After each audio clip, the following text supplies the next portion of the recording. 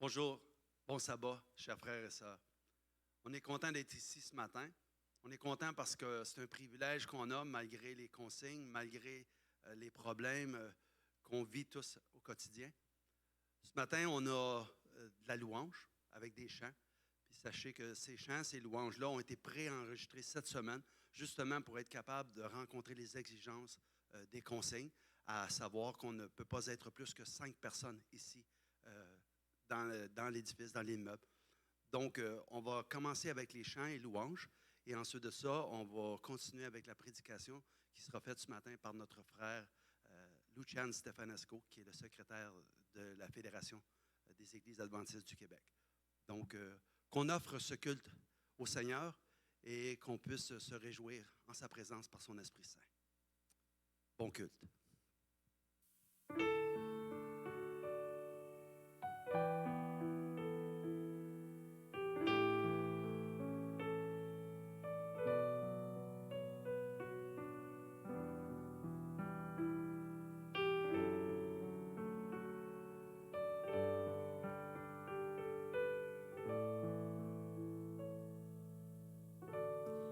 Que vous soyez dans le confort de votre cuisine ou de votre salon, nous voulons vous dire bienvenue. Vous êtes connectés au centre Il est écrit et nous savons que vous avez fait le bon choix. Cette semaine a été particulière, n'est-ce pas? Mais nous voulons prendre ce temps en ce sabbat matin pour glorifier le Dieu que nous servons. Je vous souhaite donc une bonne écoute. Soyez les bienvenus. Nous allons commencer par une prière, donc je vous invite, là où vous êtes, à incliner la tête. Seigneur Dieu, tu es notre Dieu et nous sommes heureux de te connaître, heureux que tu sois dans nos vies, car grâce à toi, nous avons l'assurance, l'espoir. Grâce à toi, nous pouvons marcher malgré les difficultés. Alors, en ce sabbat matin, nous te déposons tous nos fardeaux de la semaine et nous te demandons, Seigneur, de prendre possession de nos cœurs, de notre esprit, afin que tout ce que nous allons faire, dire, penser, puisse te glorifier. Au nom de Jésus, Amen. Je vous invite à vous lever, là où vous êtes, dans votre cuisine, dans votre salon, dans votre séjour. C'est le jour du sabbat. Notre ami fidèle, Jésus, a été avec nous tout au long de cette semaine. Alors glorifions-le pour sa fidélité.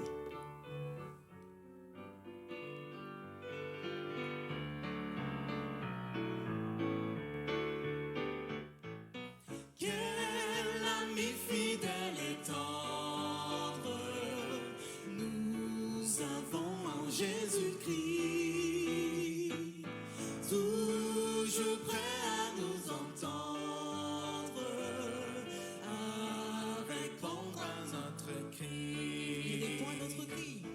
Il connaît nos défaillances, nous combat de chaque jour.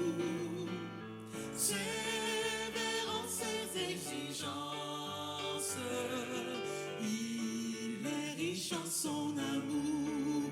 Quel ami! Quel ami fidèle et tendre nous avons en Jésus-Christ, toujours prêt à nous comprendre quand nous sommes en souci. Disons-lui toutes nos craintes, ouvrons-lui tout notre cœur.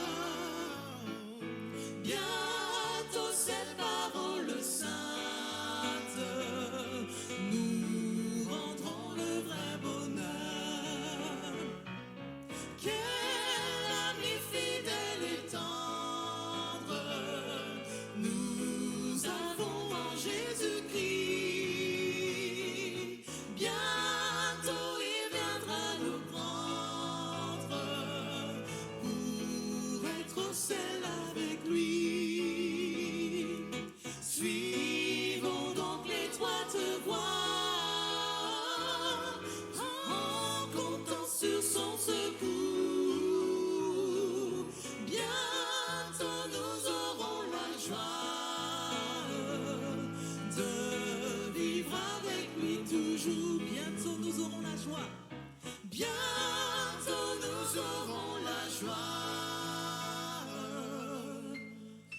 de vivre avec lui toujours.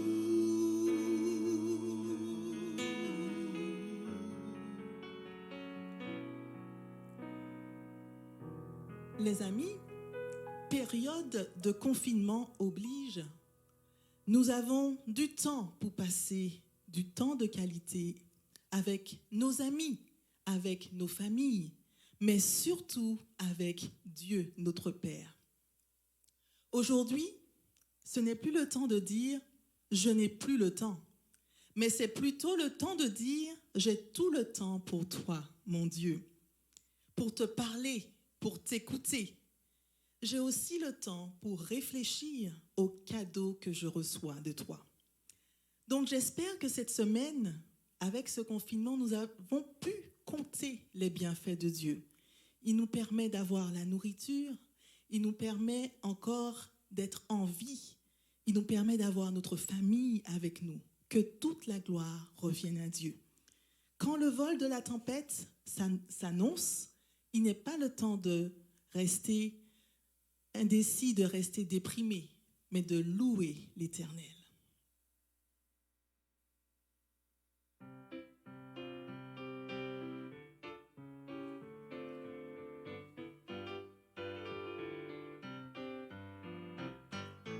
Quand le vol de la tempête vient assombrir ton ciel bleu, au lieu de baisser la tête, compte les bienfaits de Dieu, compte les bienfaits de Dieu, mets-les tous devant tes yeux, tu verras en adorant combien le nom d'en est grand.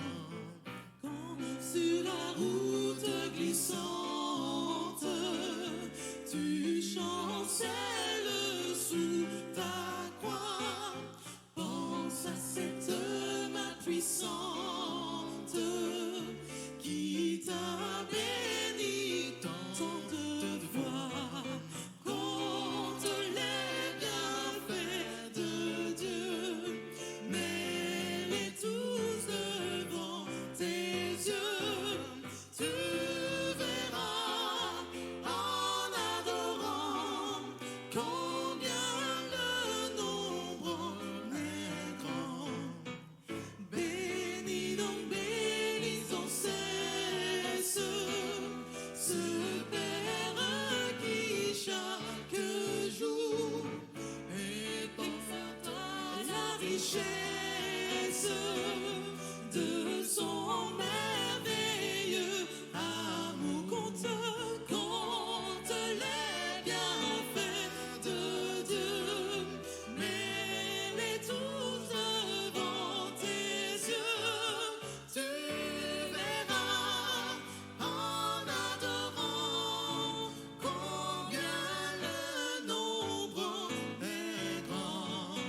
Compte les bienfaits de Dieu, mets-les tous devant tes yeux, tu verras en adorant combien le nombre est grand.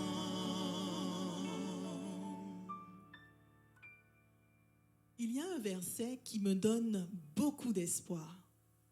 Il y en a bien d'autres, bien sûr, mais il y a un verset que j'aime particulièrement, qui me donne de l'espoir pour pouvoir être positive face à l'avenir. Le psaume 37, le verset 5, me dit « Christelle, vous pouvez mettre votre prénom. Christelle, recommande ton sort à l'Éternel. Mets en lui sa confiance, ta confiance, et il agira. » Lorsque je me répète ce verset, je me dis, quelles que soient les circonstances, En mettant ma confiance en Dieu, je n'ai rien à craindre. Et toi, Clayton, as-tu un verset qui te donne de l'espoir? Romains 8, verset 31 dit, « Si Dieu est avec nous, qui sera contre nous? » Et pourquoi tu l'aimes, ce verset? Parce qu'il nous donne la force, même quand nous sommes même si nous avons des problèmes, qui sera contre nous si Dieu est avec nous? Donc tu te sens fort, confiant dans l'avenir. Avec Dieu, oui. Amen. Amen. Et toi, Anne-Claire, as-tu un verset? Oui, j'aime aussi beaucoup Romains 8, et notamment les 2 derniers versets. Donc dans Romains 8, versets 38 et 39, « Car j'ai l'assurance que ni la mort, ni la vie, ni les anges, ni les dominations, ni les choses présentes, ni les choses à venir, ni les puissances, ni la hauteur, ni la profondeur, et ni aucune autre créature ne pourra nous séparer de l'amour de Jésus, manifesté en Jésus notre Seigneur. » Amen. Grâce à l'amour de Dieu, rien ne peut nous séparer. Grâce à la parole de Dieu, à ses promesses, nous sommes forts, n'est-ce pas les amis? Et plus sereins et en paix. Mais grâce à cette parole, et avec plutôt cette parole, il nous faut la foi. Parce qu'avec la foi, nous pouvons nous prendre possession plutôt des paroles et les laisser agir dans nos vies. Donc, mettons notre confiance en Dieu, quelles que soient les circonstances.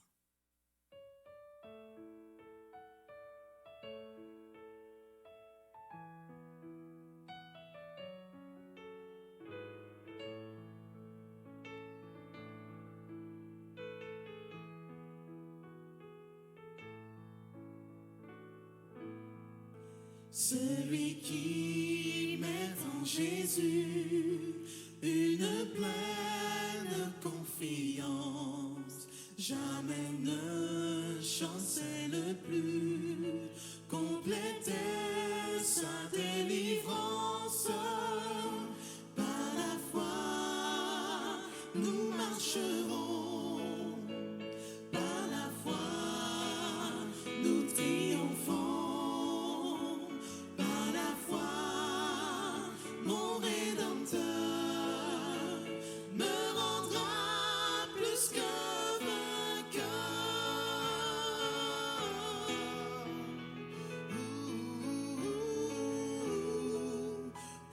Jour d'adversité, quand tu sens gronder l'orage, regarde en sécurité, à Christ et reprends courage. Par la foi, nous marcherons, par la foi, nous triomphons.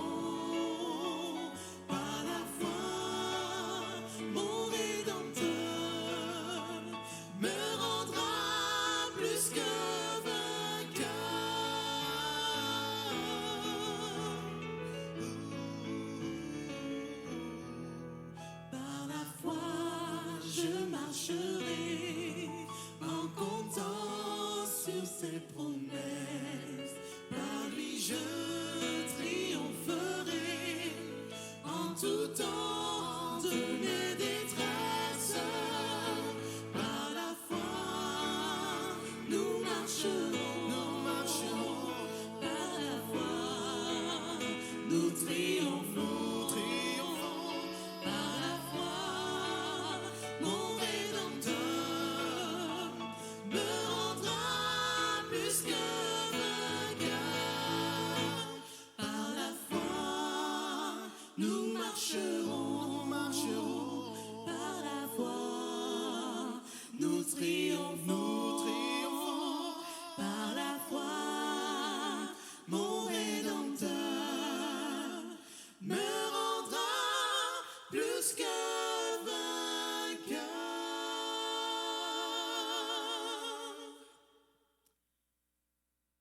Quelle chose merveilleuse de savoir que Dieu est avec nous, que par la foi, nous pouvons compter sur lui. Mais parfois, dans la vie, certaines circonstances nous amènent à réfléchir surtout quand on désire avoir des réponses à nos questions. Et nous, êtres humains, nous pourrions nous sentir frustrés, découragés, car nous n'avons pas de réponse face à nos demandes. Seigneur, jusqu'à quand devrais-je patienter encore? Seigneur, jusqu'à quand devrais-je supporter ceci ou supporter cela? Le silence est une chose difficile dans notre société où nous voulons avoir des réponses tout de suite et maintenant. Mais parfois, Dieu reste en silence. C'est peut-être son langage de l'amour, afin que nous puissions le laisser tout contrôler. Mon ami, même si Dieu peut te sembler silencieux en ce moment, il est au contrôle de ta vie. Il te parle par sa parole et par son esprit. Je vous prie de prêter une oreille attentive à ce chant spécial, le silence de Dieu.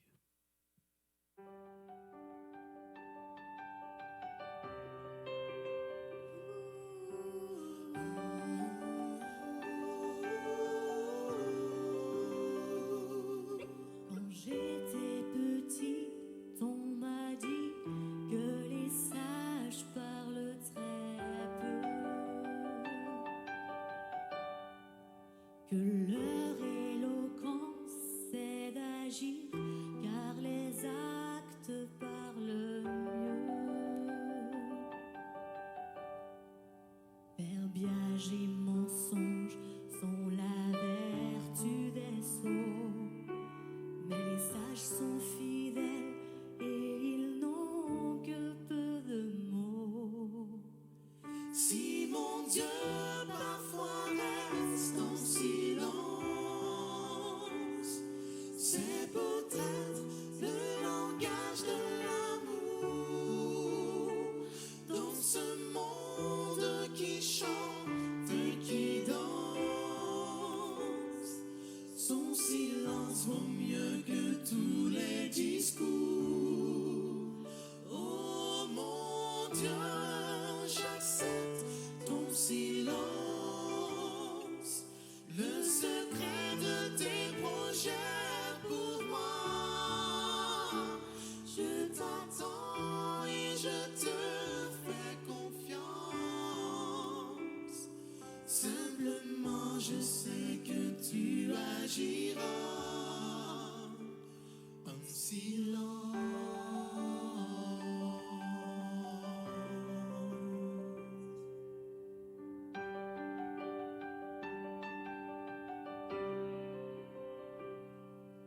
Même si le figuier a séché, qui ne porte plus de fruits, si dans le désert je me perds sans comprendre où j'en suis,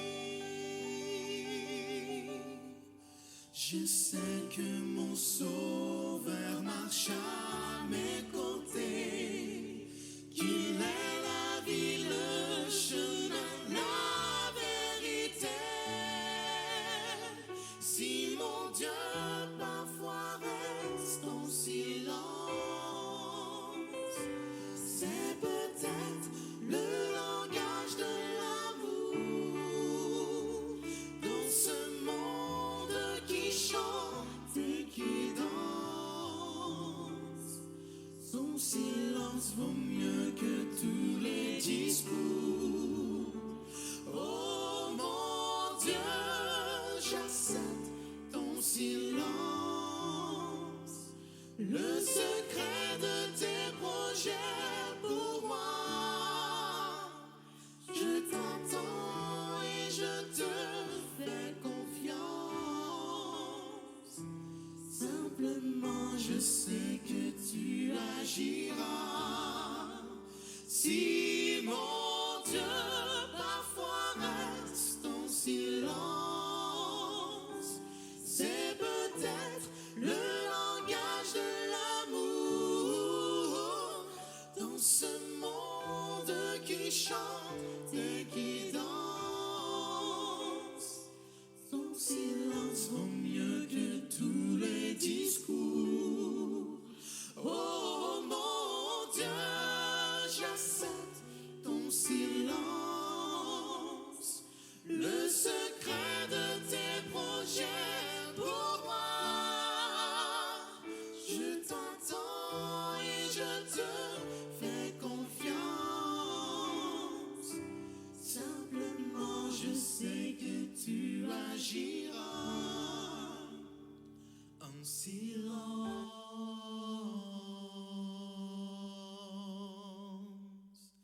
Simplement, je sais que tu agiras en silence.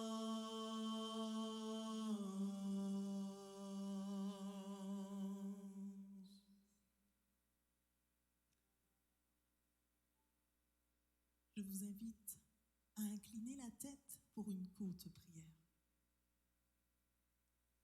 Éternel, nous voulons te faire confiance. Tu es avec nous depuis le début et tu seras avec nous. Même si nous n'avons pas toutes les réponses que nous souhaitons avoir, nous savons que nous pouvons te faire confiance car tu es au contrôle de notre vie.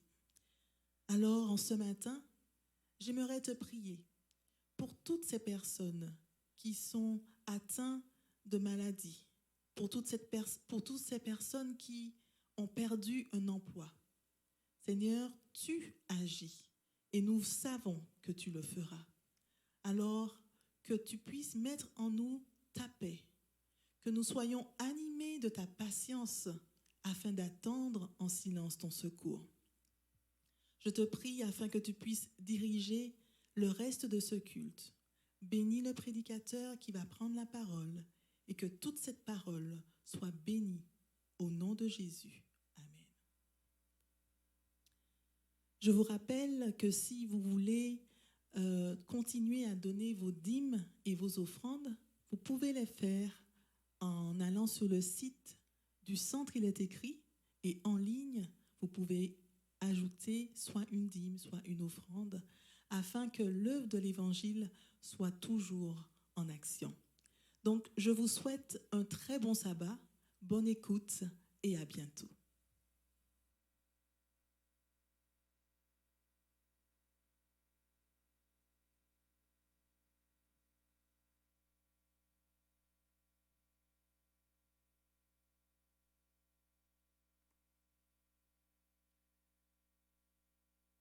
Bon sabbat à tous, chers amis qui regardez cette prédication. Et j'oserais dire plus, pas seulement regarder, mais nous sommes ensemble, même si on est loin physiquement, on est prêts dans nos cœurs, on est prêts devant le trône du Seigneur et on est prêts par la parole du Seigneur et par ce culte d'adoration qui est facilité par le centre Il est écrit.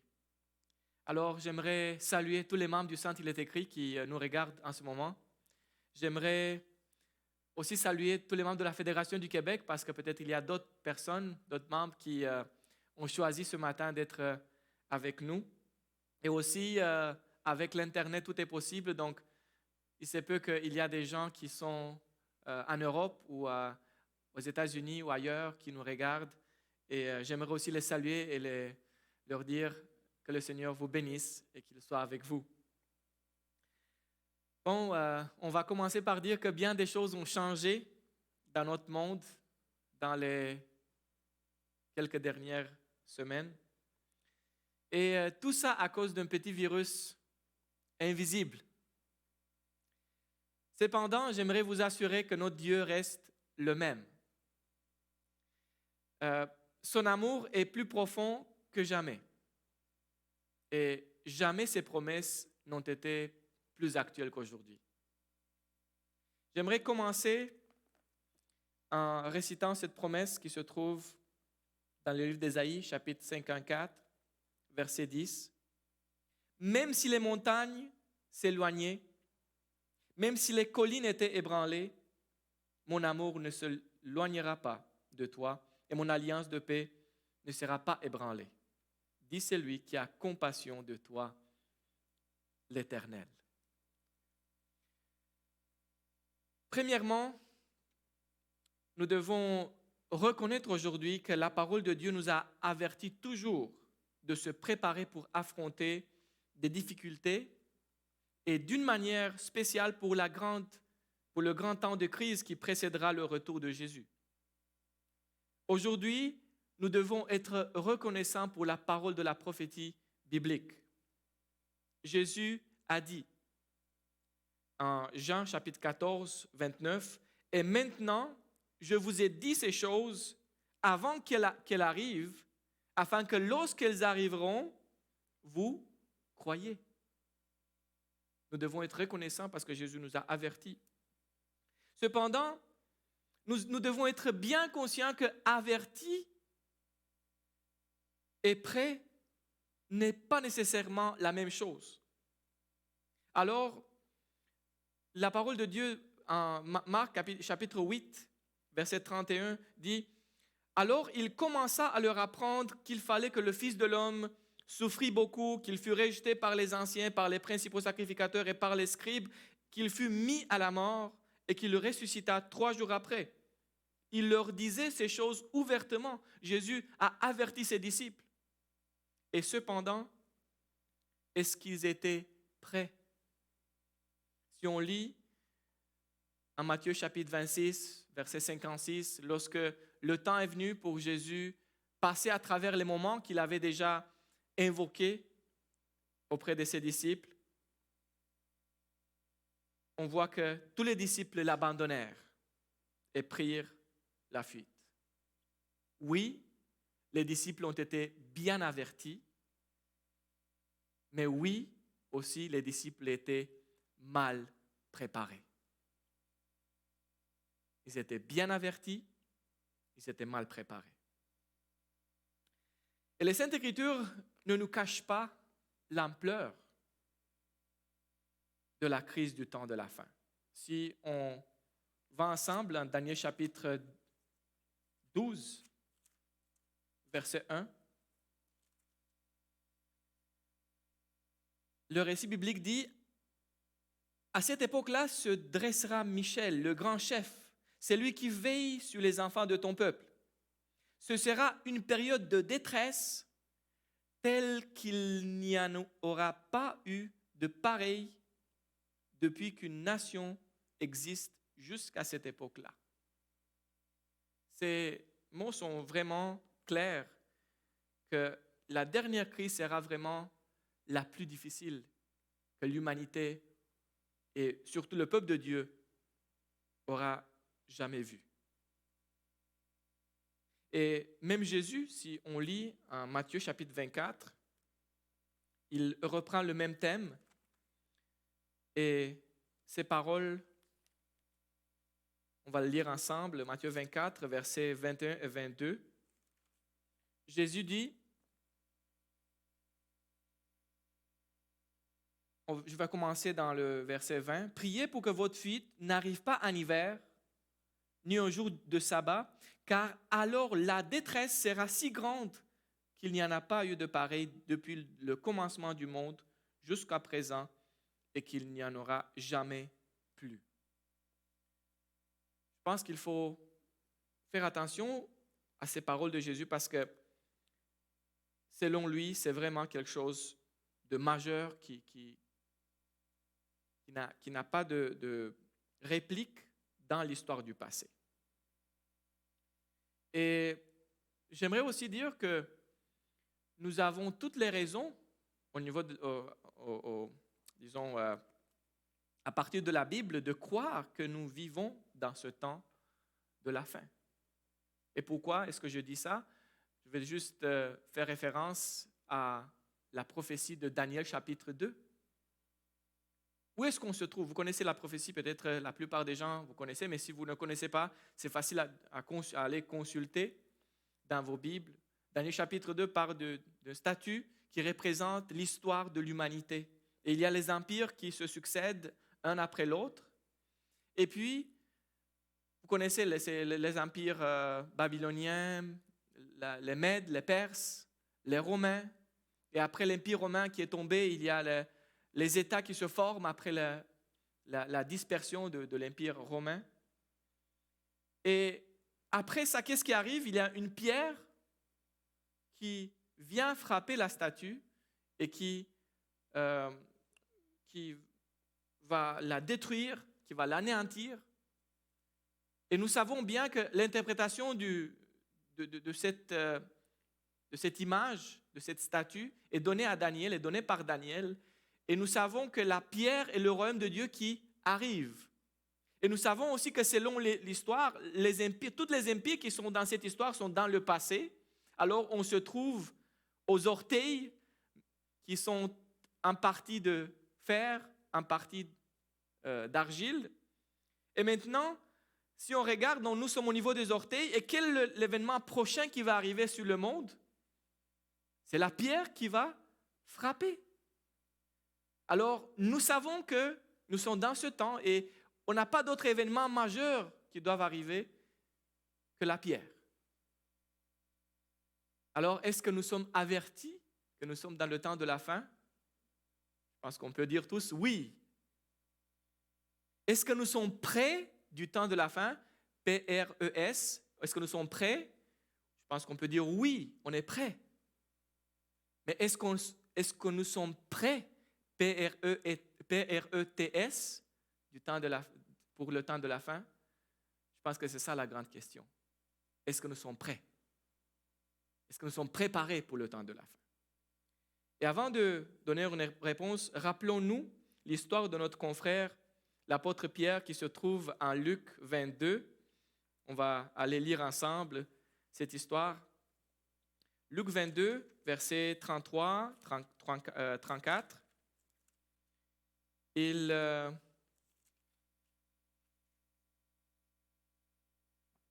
Voilà. Quand Jésus, à la table avec les disciples, à la dernière scène, annonce le reniement de Pierre, Pierre dit, verset 33, « Seigneur, je suis prêt à aller en prison avec toi, et même jusqu'à la mort. » Et Jésus dit, « Pierre, je te le dis, le coq ne chantera pas aujourd'hui avant que tu n'aies 3 fois nié me connaître. » Est-ce que l'apôtre Pierre se voyait préparé? Oui. Est-ce qu'il était averti? Oui. Mais est-ce qu'il était préparé? Non.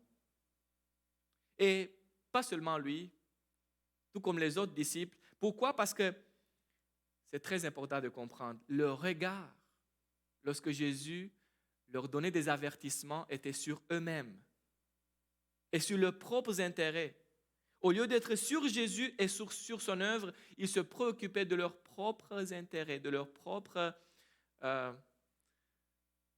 désirs de grandeur. Et ça, c'est une leçon, chers amis, que nous devons prendre de ces disciples. Parce que tout ce qui a été écrit pour notre enseignement. Tant que les regards des disciples étaient sur eux-mêmes, ils n'étaient pas prêts pour la crise. Même s'ils ont bien entendu l'avertissement de Jésus.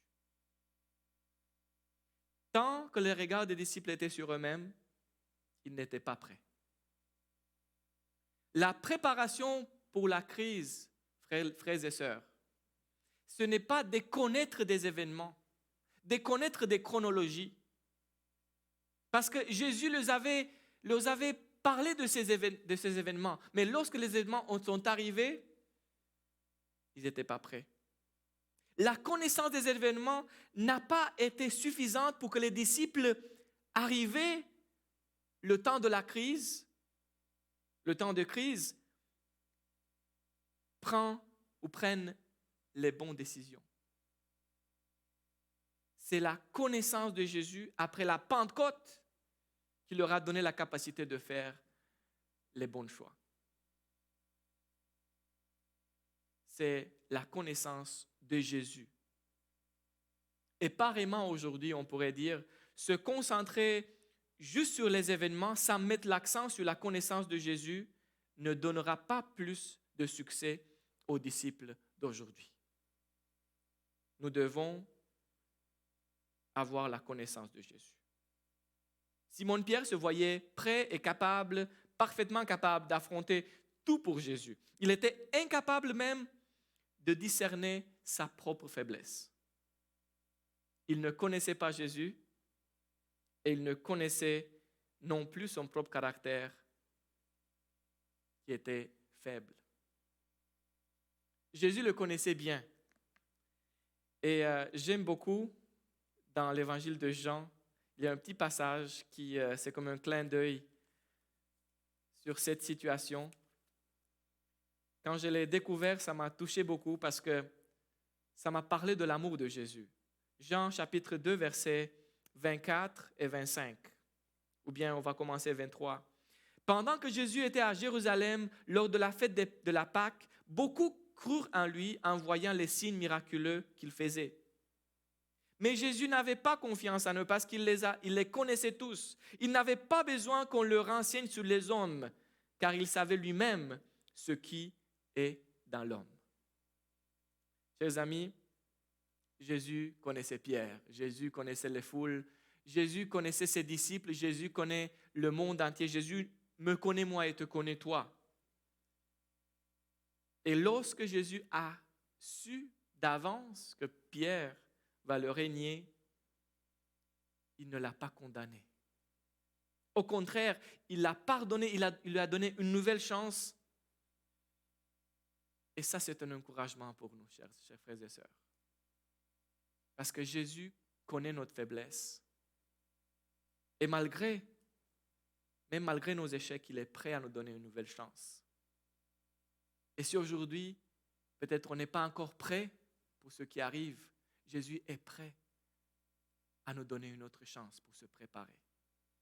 Il est prêt à nous donner une autre chance pour prendre au sérieux cette préparation. Jésus est venu nous sauver en sachant et en connaissant tous les échecs de ses disciples et des humains et même de nous autres. Mais malgré cela, il est venu parce qu'il nous a aimés. Alors, nous voici aujourd'hui dans un temps très spécial. Nous vivons une crise.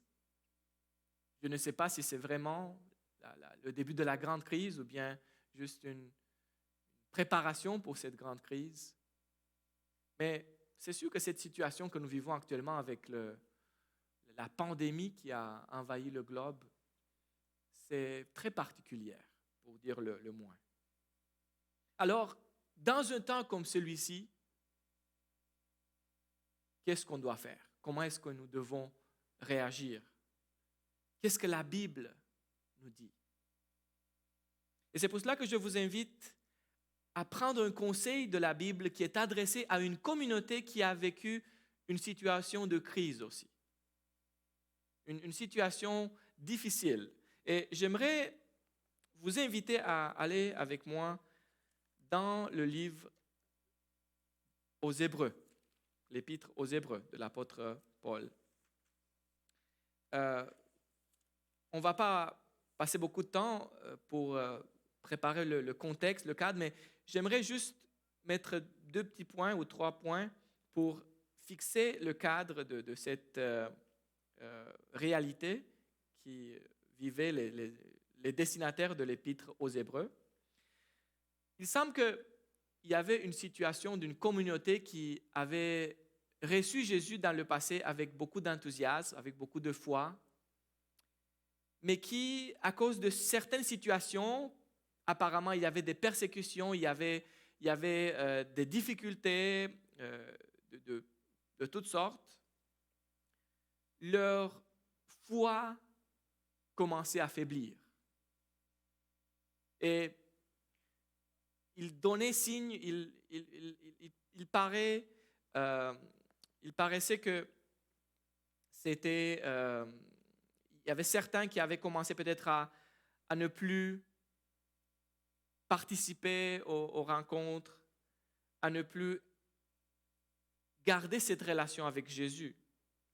Par exemple, si nous lisons le chapitre 4, verset 11, l'apôtre dit « Empressons-nous donc d'entrer dans ce repos afin que personne ne tombe en donnant le même exemple de désobéissance. » Donc c'est un avertissement. Il semble que c'est ça qui est le défi devant eux. Et le verset 14, le même chapitre, « Ainsi, puisque nous avons un souverain grand prêtre qui a traversé le ciel, Jésus le Fils de Dieu, restons fermement attachés à la foi que nous professons. » Donc ces exhortations de l'apôtre montrent qu'il y a des dangers qu'il voit dans cette communauté. Et la même chose, si on lit le chapitre 10, je vais lire aussi quelques versets, par exemple, verset 23. « Retenons fermement l'espérance que nous proclamons, car celui qui a fait la promesse est fidèle. » Verset 24. « Veillons les uns sur les autres pour nous inciter à l'amour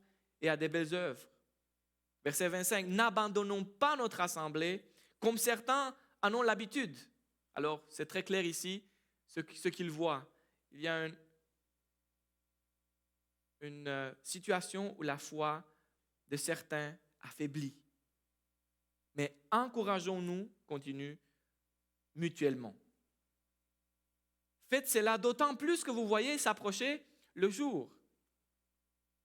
Je pense que c'est très actuel. Alors, j'aimerais vous inviter de lire ensemble quel est le conseil, peut-être le conseil le plus important pour cette communauté dans cette situation. Et on va le lire ensemble dans le chapitre 12, versets 1 et 2.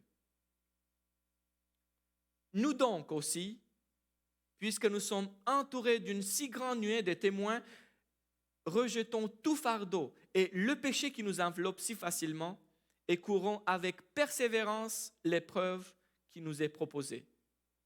Faisons-le en gardant les regards sur Jésus, qui fait naître la foi et la mène à la perfection. En échange de la joie qui lui était réservée, il a souffert la croix en méprisant la honte qui s'y attachait et il s'est assis à la droite du trône de Dieu. Frères et sœurs, c'est ça le message que j'aimerais qu'on puisse regarder aujourd'hui pour nous autres. Et le titre serait « Les regards sur Jésus ». Les regards sur Jésus. Quel est le premier point dans ce message? Il dit, puisque nous sommes entourés d'une si grande nuée de témoins. Vous connaissez très bien le chapitre 11 des Hébreux. C'est un chapitre qui est très, très connu. Et si on mentionne Hébreux 11, on pense tout aux héros de la foi.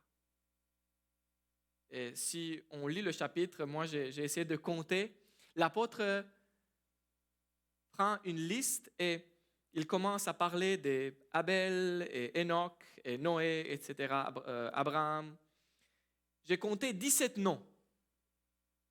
Mais 17 noms et puis il ajoute ainsi de suite parce qu'il y a tellement des personnes, tellement des exemples de la foi qu'il ne peut pas tout mettre dans ce chapitre, mais il a donné juste des exemples très connus, très clairs, récités par eux dans leurs histoires.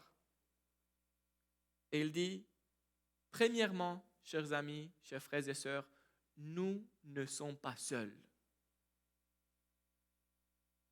Si vous pensez que vous êtes la première personne qui doit faire face à une crise sans précédent, alors j'aimerais vous dire, vous vous trompez. Nous ne sommes pas les premiers à faire face à des moments difficiles. Et le chapitre 11 donne une foule de témoins. Mais des témoins qui non seulement ont passé par des moments difficiles, mais qui ont eu la victoire. Ils ont dépassé ces moments. Alors, ce sont des exemples de victoire, de réussite, malgré les situations compliquées qu'ils ont vécues, chacun d'entre eux. Alors, ils sont des témoins. On a des témoins. Témoins de qui? Témoins de la foi et témoins de Jésus. Parce qu'on va voir, finalement, c'est Jésus qui est selon le texte, qui fait naître la foi, ou dans d'autres versions, c'est qui est l'auteur de la foi, qui est le chef de la foi. Donc, la première chose, nous ne sommes pas seuls.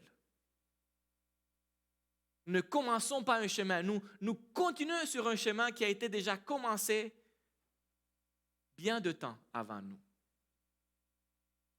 La deuxième chose, rejetons tout fardeau. Rejetons tout fardeau. Dans d'autres versions, on dit tout obstacle, ou bien c'est débarrassons-nous de tout ce qui alourdit notre marche.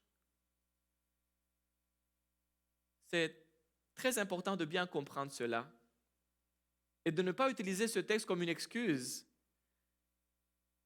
pour ne pas porter les fardeaux les uns des autres. Parce qu'au Galates, chapitre 6, l'apôtre Paul dit portez les fardeaux les uns des autres et vous accomplirez ainsi la loi du Christ. Donc, quand on dit rejeter tout fardeau, ça ne part pas des fardeaux de ceux qui sont autour de nous, mais tout obstacle, toute chose qui pourrait nous empêcher de courir dans cette épreuve. Et je pense qu'il y a beaucoup, même en Hébreux chapitre 11, si on regarde les exemples qui sont donnés, on parle par exemple de Moïse.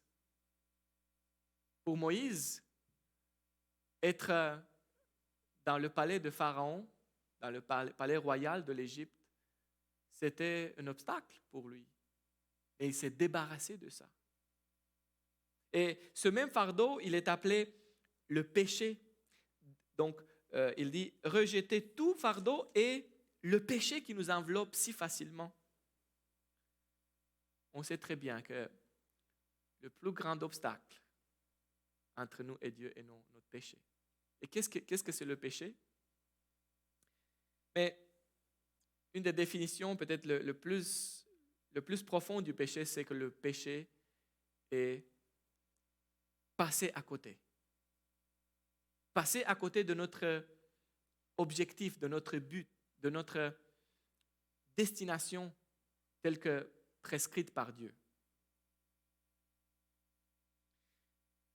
Donc, nous ne sommes pas seuls. Et à l'instar de ceux qui ont été donnés comme exemple, maintenant, rejetons tout fardeau et le péché. Et qu'est-ce que nous devons faire? Courons avec persévérance dans la carrière ou dans l'épreuve qui nous est ouverte. Ça me rappelle de notre texte qui dit la persévérance des saints qui gardent les commandements de Dieu et le témoignage de Jésus. Courons avec persévérance. Et maintenant, on regarde plus loin et on dit faisons-le en gardant les regards sur Jésus qui fait naître la foi et l'amène à la perfection. Pourquoi est-ce que nous devons regarder à Jésus? Pourquoi est-ce que nous devons avoir les regards fixés sur Jésus? Un exemple très simple. Si vous voulez sur l'autoroute tenir le volant droit, qu'est-ce que vous devez faire? Si vous regardez juste devant votre voiture, vous allez faire comme ça.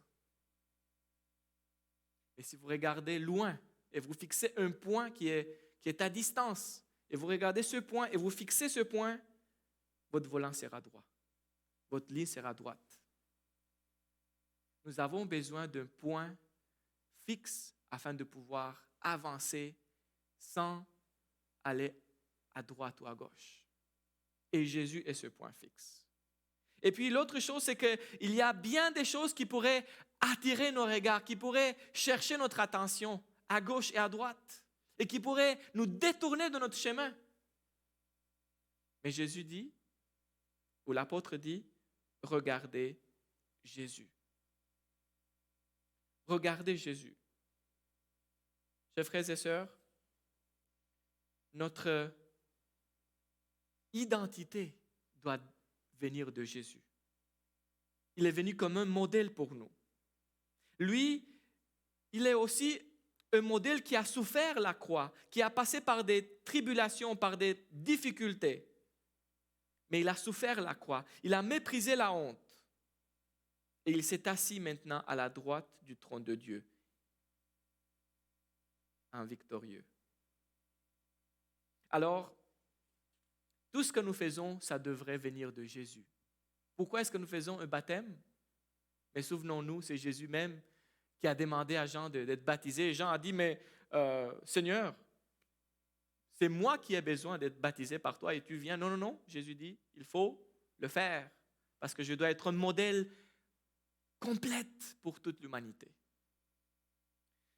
Pourquoi est-ce que nous célébrons la Sainte Seine et pourquoi est-ce que nous faisons le lavement des pieds? Parce que Jésus l'a fait aux disciples et quand l'apôtre Pierre a dit, mais Seigneur, tu ne feras ça jamais. Et Jésus a dit, si tu ne me le permets pas, tu ne seras pas avec moi. Alors nous le faisons parce que Jésus l'a fait. Pourquoi est-ce que nous prêchons l'évangile? Parce que Jésus a dit, comme le Père m'a envoyé, moi aussi je vous envoie. Pourquoi est-ce que le message de la santé est important pour le peuple adventiste? Parce que le ministère de la guérison occupait une place essentielle dans le ministère de Jésus. La restauration de l'être humain implique la dimension physique. C'est une restauration complète. Pourquoi est-ce que nous offrons des études bibliques? Parce que Jésus passait beaucoup de temps à enseigner aux gens les principes du royaume de Dieu, le principe de la Bible. Notre mission, chaque partie de notre mission doit découler de la mission de Jésus. Notre identité doit émaner de la personne de Jésus. Alors, comment faire face à une crise? En appliquant le même principe, nous devons étudier comment Jésus même a fait face à des crises dans sa vie. Et on va donner quelques exemples. Vous vous rappelez, il y avait la tempête. Que faisait Jésus pendant la tempête? Pour les disciples, c'était une grande crise. C'était tellement grande qu'ils pensaient que ça va être vraiment la dernière tempête pour eux autres. Ils ont dit, on va mourir ici, au milieu de la mer de Galilée. Que faisait Jésus? Jésus dormait. Il a démontré sa paix et sa confiance. Il dort en tranquillité, il ne craint pas pour sa vie et il attend la même attitude de la part de ses disciples parce qu'il demande « Pourquoi est-ce que vous avez peur? Vous devriez être comme moi, en tranquillité. » La première leçon, dans une crise, Jésus attend que nous puissions faire preuve de foi et de calme, de confiance à Dieu. Amen. J'espère que vous puissiez dire Amen chez vous.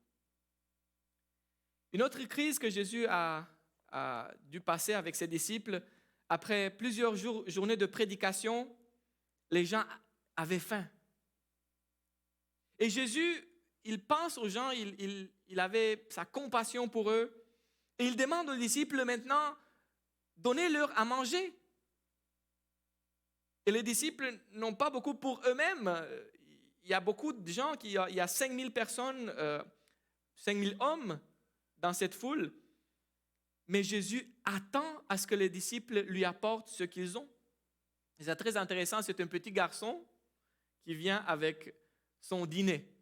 5 petits pains, 2 poissons. C'est un bon exemple pour dire on doit devenir comme les enfants. Dans une crise, Jésus attend que nous puissions faire preuve de compassion et d'altruisme. Parce que chaque crise menace tout le monde, ou menace beaucoup de gens. Mais les gens qui suivent Jésus doivent faire preuve de compassion et d'altruisme. Il y a pour moi, c'est la plus grande crise de la vie de Jésus. C'est la crise qui se passe dans le jardin Gethsémani. Pourquoi est-ce que je dis que c'est la plus grande crise? Parce que Jésus n'a pas un ennemi extérieur direct dans cette... C'est sûr que le diable est là pour essayer de tenter, mais je vois une lutte de Jésus en lui-même.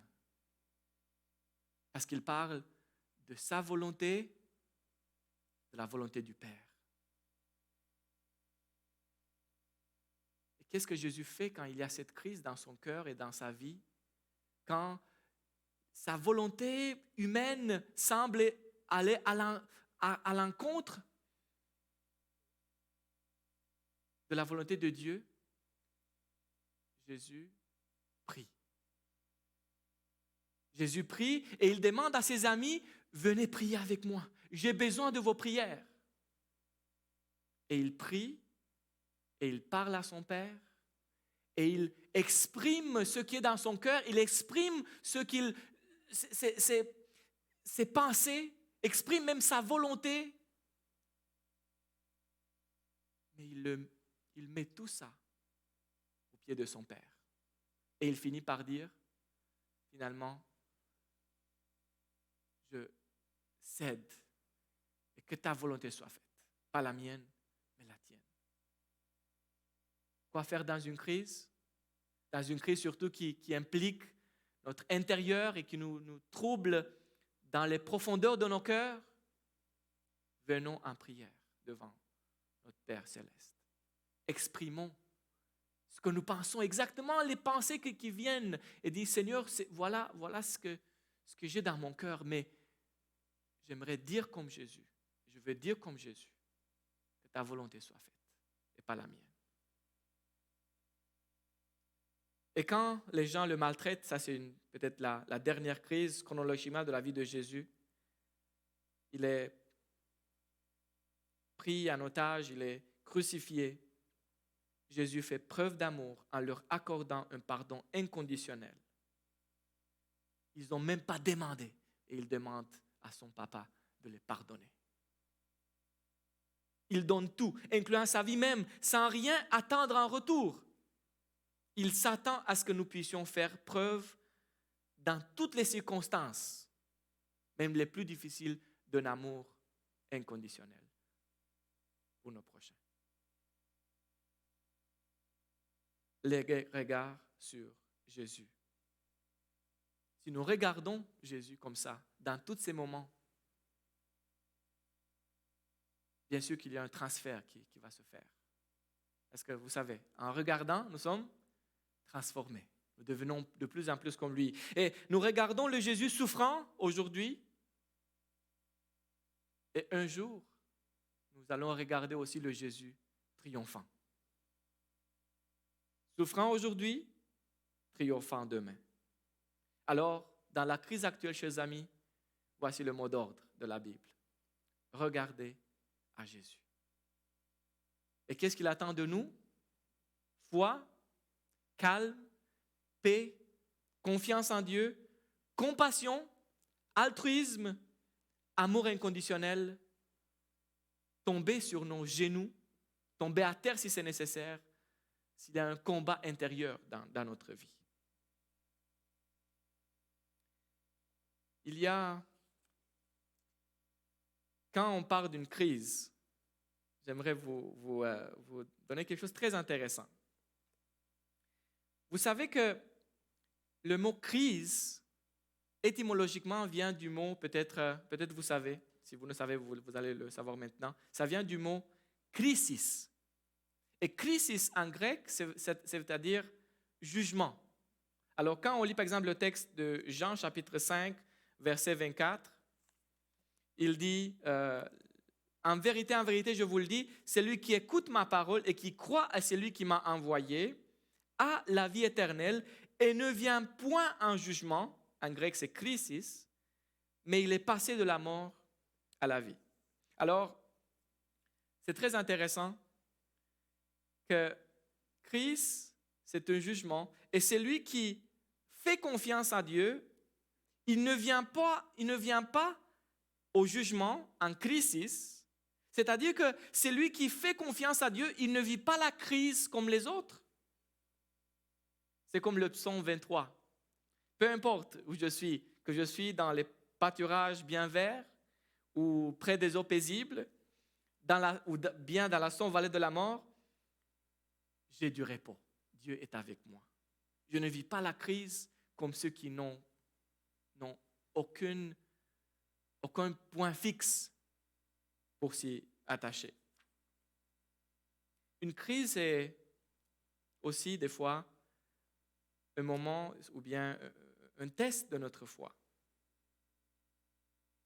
Et heureusement, dans toutes nos crises, la Bible est le livre de l'espoir.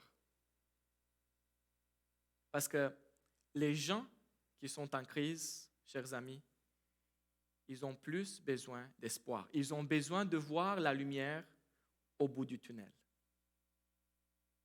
Mais c'est que peut-être la plupart ne voient pas tout de suite parce qu'on voit les crises immédiates, mais c'est difficile de voir la crise plus profonde de l'humanité.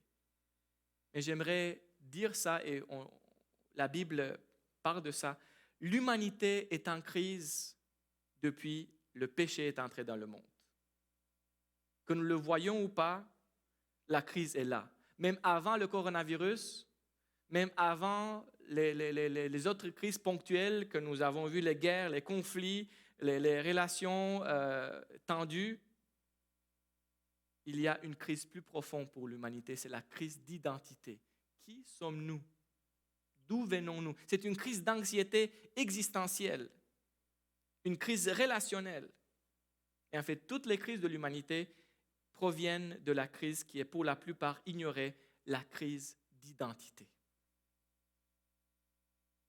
Mais Dieu nous dit, pour l'instant, vous devez adresser la crise immédiate. Vous devez supporter les gens dans leur crise immédiate et peut-être que ce sera une occasion de parler de la crise plus profonde. Et heureusement, le livre de la Bible, c'est un livre d'espoir. Et j'aimerais mentionner brièvement cette image de l'Apocalypse chapitre 7 que j'aime beaucoup. Chapitre 7, verset 9 et ainsi de suite. Après cela, je regardai et je vis une foule immense que personne ne pouvait compter. C'étaient des hommes de toute nation, de toute tribu, de tout peuple et de toute langue. Ils se tenaient debout devant le trône et devant l'agneau, habillés de robes blanches, de feuilles de palmier à la main, et ils criaient d'une voix forte, « Le salut est à notre Dieu qui est assis sur le trône et à l'agneau. » Et si on lit quelques versets plus bas, verset 13, l'un des anciens prit la parole et me dit, « Ceux qui sont habillés d'une robe blanche, qui sont-ils et d'où sont-ils venus? » Je lui répondis, « Mon Seigneur, tu le sais. » Il me dit alors, « Ce sont ceux qui viennent de la grande tribulation. » De la grande tribulation. Ils ont lavé leurs robes, ils l'ont blanchi dans le sang de l'agneau. Chers frères et sœurs, voici la promesse de la Bible.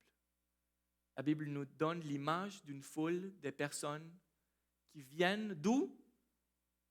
De la grande tribulation. Ils sont victorieux. Ils ont lavé leurs robes. Ils les ont blanchis dans le sang de l'agneau. Quelle meilleure manière de parler de l'espoir que présenter une victoire, que présenter une grande foule qui a la victoire. Et j'aimerais mentionner maintenant vers la fin je vais lire avec vous. C'est un passage des premiers qui parle d'une première vision de Madame White. Je vais lire. Pendant que je priais à l'autel de la famille, le Saint-Esprit est tombé sur moi et je semblais monter de plus en plus haut, bien au-dessus du monde sombre. Je me suis tourné pour chercher les adventistes dans le monde, mais je n'ai pas pu les trouver. quand une voix me dit « Regarde encore et regarde un peu plus haut ». À cela, j'ai levé les yeux et j'ai vu un chemin droit et étroit.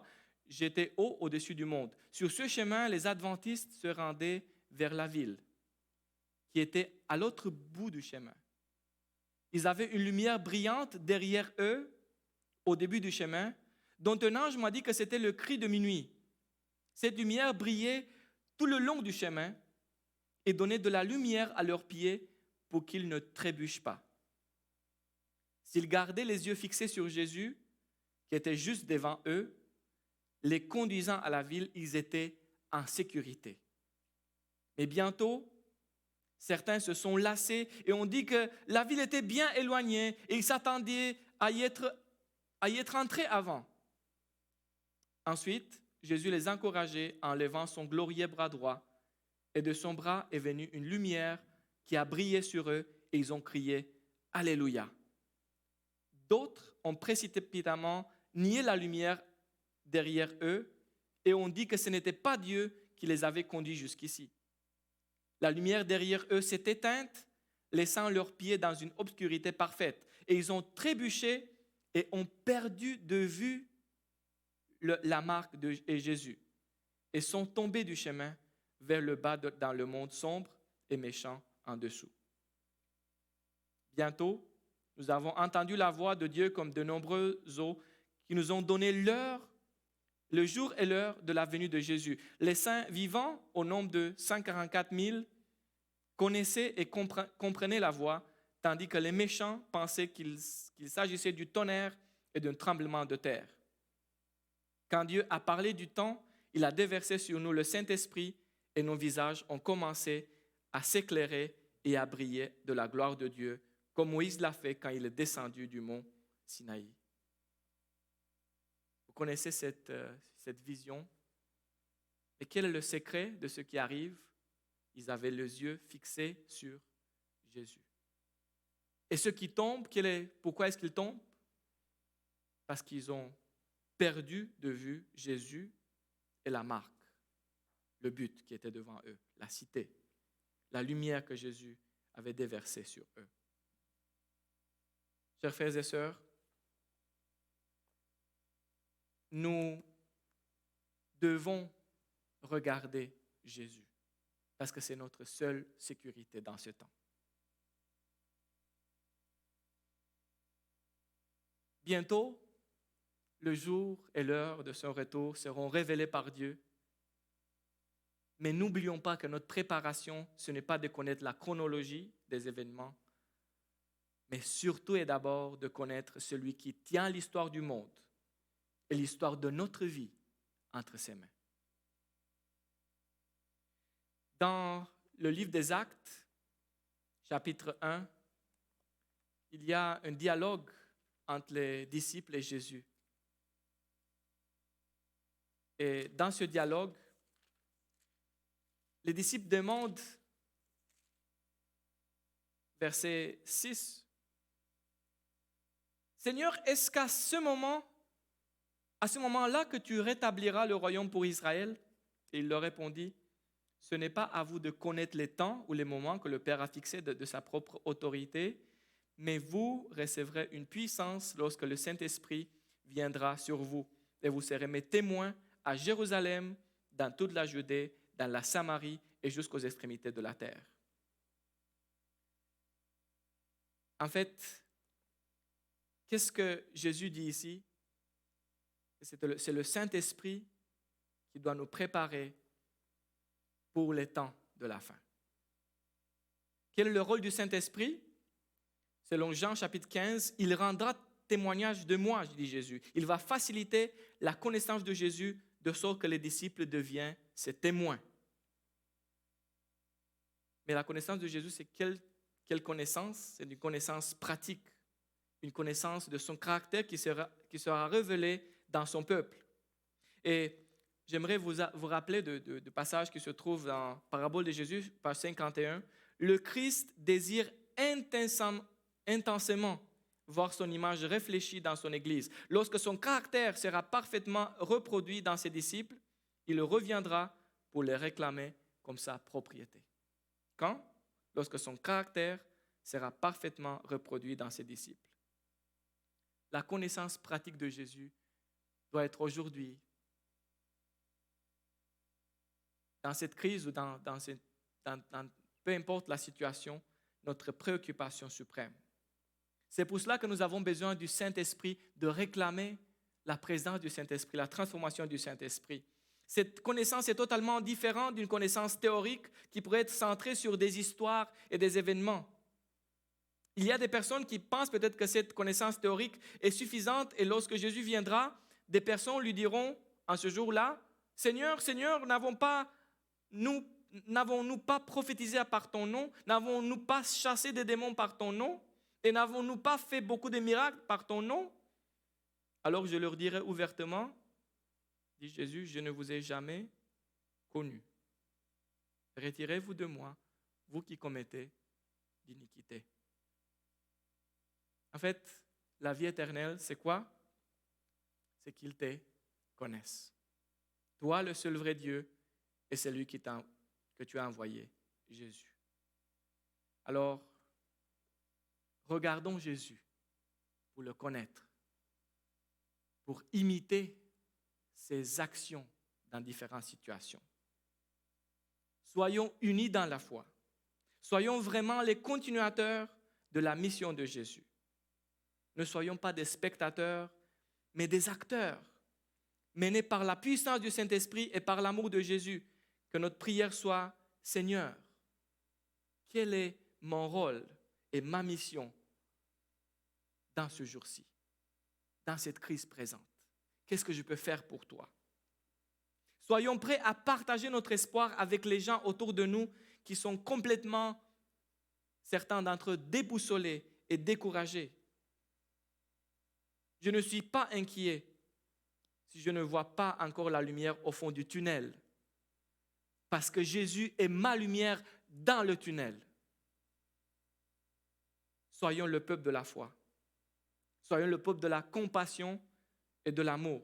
Soyons le peuple dont les regards sont constamment sur Jésus. Soyons le peuple de la parole divine.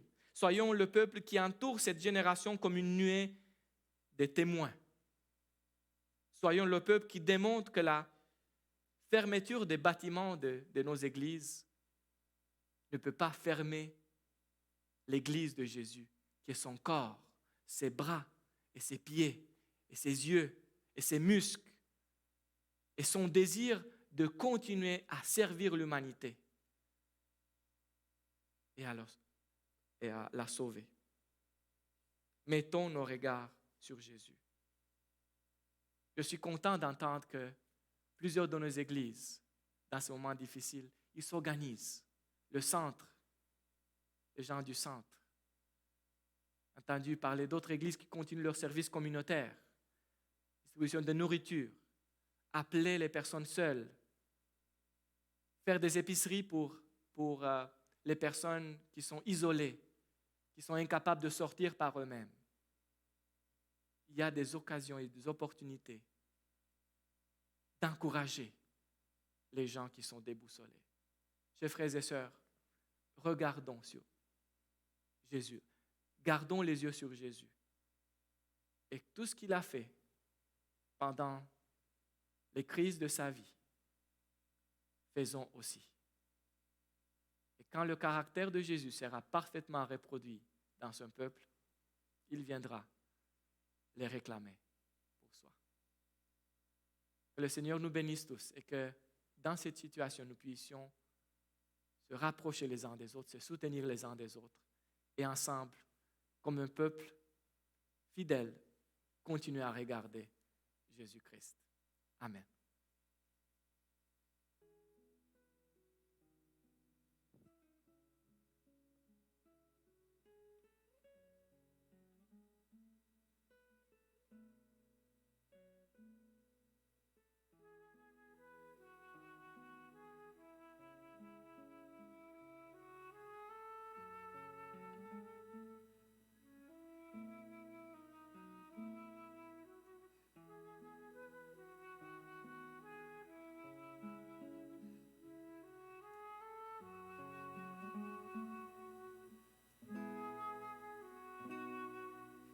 remercier le Seigneur pour ce message. On veut remercier le Seigneur d'avoir permis au pasteur Lucian de nous amener une exhortation qui nous rappelle qu'on doit garder les yeux fixés sur Jésus. Et comme nous dit le psaume 50 au verset 15, « Invoque-moi au jour de la détresse, je te délivrerai et tu me glorifieras. » Prions. Éternel, notre Dieu, notre Père, on veut te remercier de ce que tu prends soin de nous.